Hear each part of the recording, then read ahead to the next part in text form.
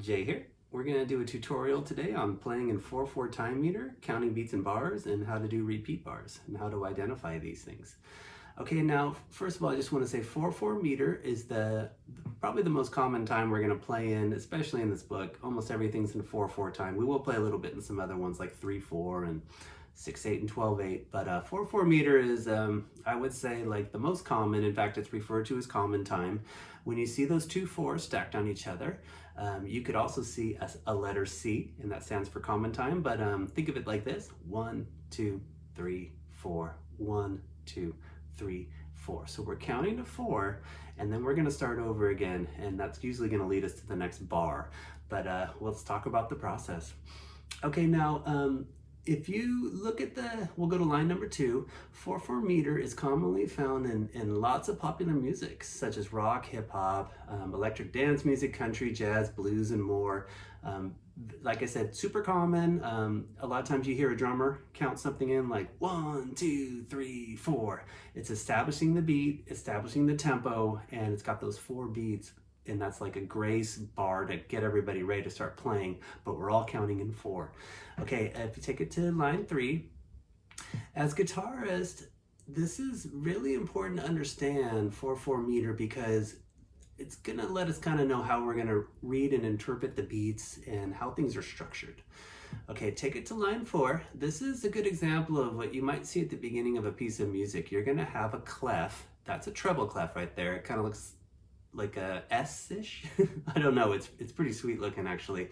You might also see a bass clef. You could also see them stacked together into like a grand staff. But in this book, we're kind of dealing with the treble clef because that's what the guitar reads on. And so we're in that treble clef pitch range, I guess. That's our range of this instrument. Okay, now the treble clef will be found there.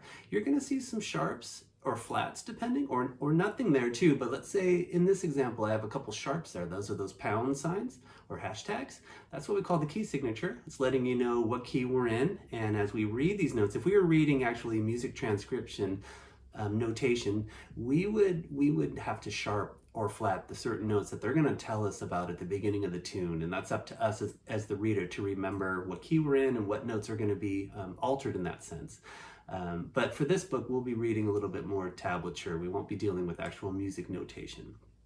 Okay, now next to the key signature, there's the 4/4, and that's called your time meter.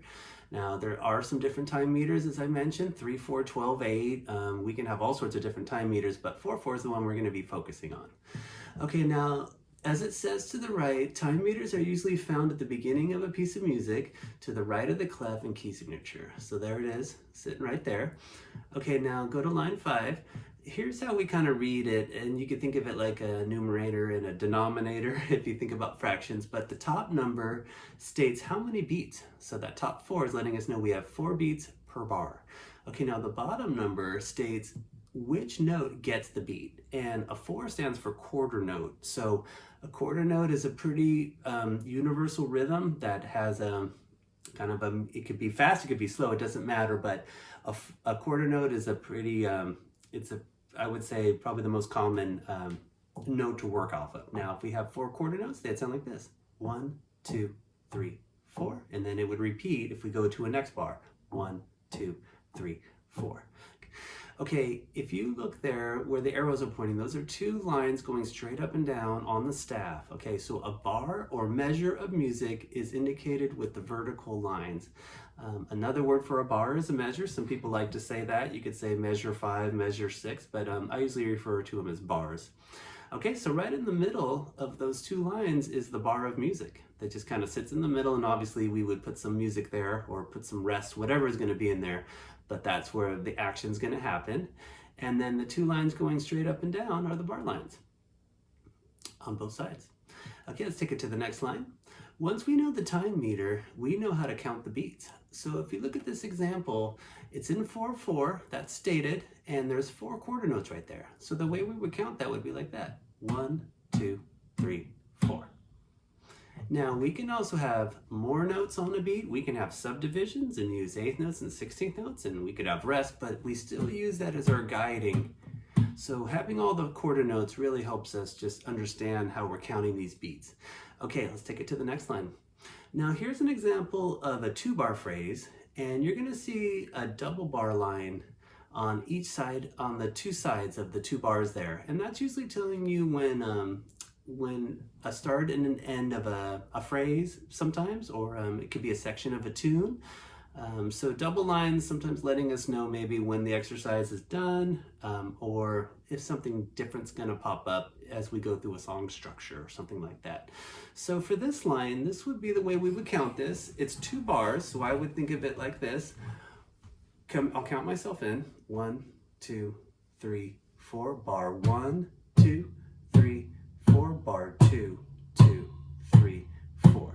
So I'm counting 4 beats per bar, and I just have 2 bars of it. Okay, let's go ahead and take it to the next line.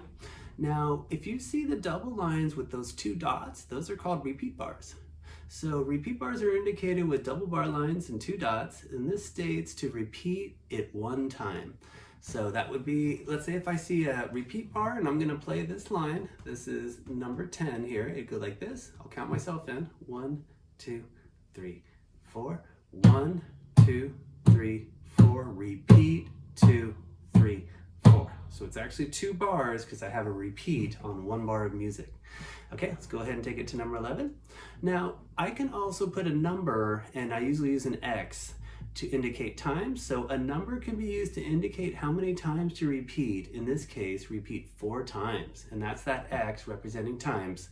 So if I see a 4 times, or 4X, next to 1 bar of music, and it's got those repeat bars, it means I'm gonna repeat that 4 times. Okay, so this would be number 11. I'll count myself in. 1, 2, 3, 4. 1, 2, 3, 4. Second time, 2, 3, 4. Third time, 2, 3, 4. Last time, 2, 3, 4.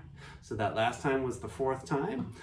It also helps too with writing, so that we don't always have to write out 4 bars if it's the same thing. We could just put repeat bars, and we could just say, do it 4 times, do it 8 times.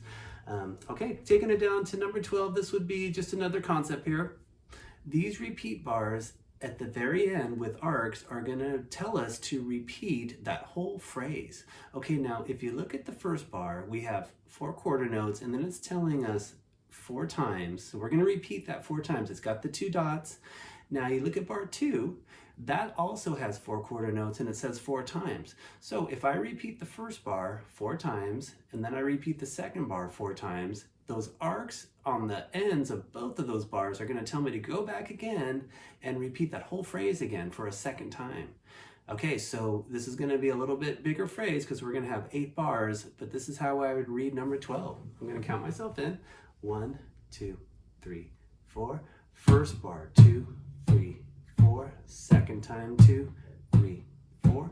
Third time, 2, 3, 4. And the last time, 2, 3. Now I'm going to bar 2. 1, 2, 3, 4. Second bar, 2, 3, 4.